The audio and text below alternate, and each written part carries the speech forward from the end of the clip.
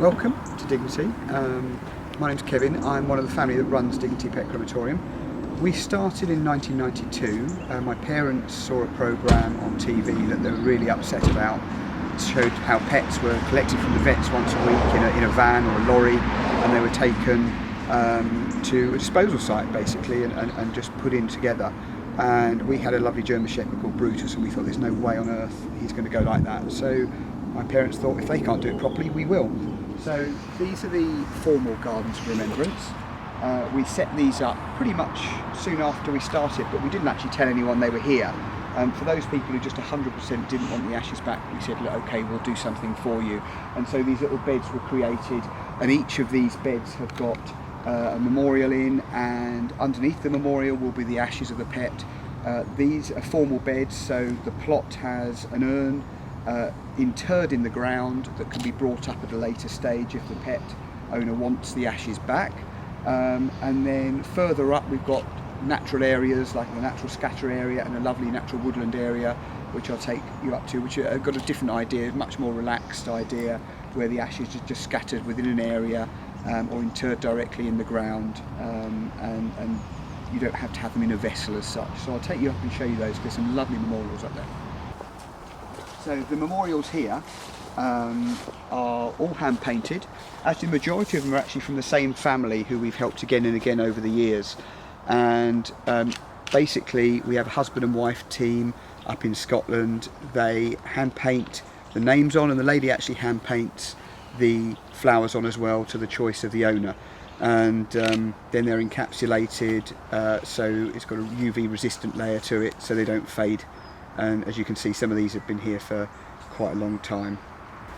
So as you can see, there's a lot more memorials up here, a lot more ashes up here than there are in the formal gardens. I think a lot of people want to think when their pet's set free that they're going somewhere natural, especially if it's a dog owner. They often take their dogs for walks in the woods, so it's a lovely idea to think that they can come back into a natural woodland area. So you'll see loads of different markers and memorials. You'll see some in groups, which will be family ones. You'll see little white markers, and what we do is we don't force people to have a memorial. We just say to them, look, we'll inter the ashes and then give yourself 6 weeks or so to have a think as to whether you want a permanent memorial or not. If you don't, then we'll take the little temporary one out. We'll still know within a metre square where the ashes are, but we won't know the exact location. We have a time with Labrador Lifeline Trust, so in the corner you'll see loads of little white markers, and we actually look after the Labrador Lifeline Trust dogs that have been home with people and then have passed away. Some unfortunately who've not managed to get homed, we'll look after them as well.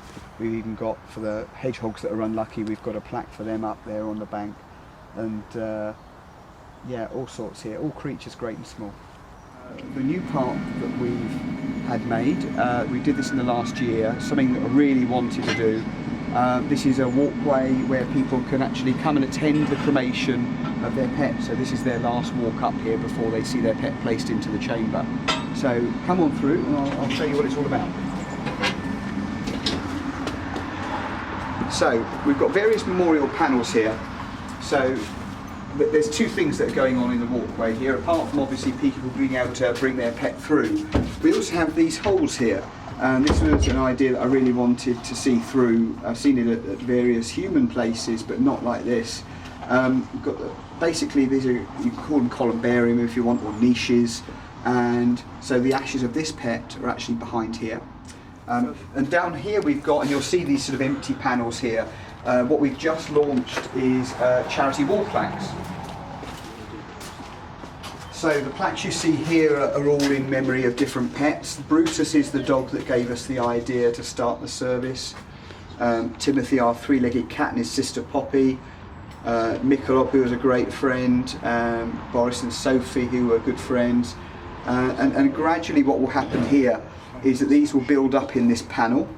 And what we're doing is, for each one that goes up, we're giving £5 of our money to the charity Hounds for Heroes, which supports service personnel and gives an assistance dog to them to hopefully benefit their lives. So the idea here is it's not just about commemorating and memorialising pets, it's also about being able to raise a bit of money for charity. And the other big thing we did when we built all this was we put in a charity well, and that was another really important thing I wanted to do, so that people had the chance of throwing in a couple of coins if they want. And the way we work the charity well is, instead of it just being all going to one charity, we choose the charity at random, and then each £50 that's built up in the well gets taken out and given to the next charity, and then it rotates like that at random. So it's done as fairly as we can do it. This is meant to be here for us, and very much we feel that this is like a vocation. Although we sort of fell into it, I think we were meant to fall into it.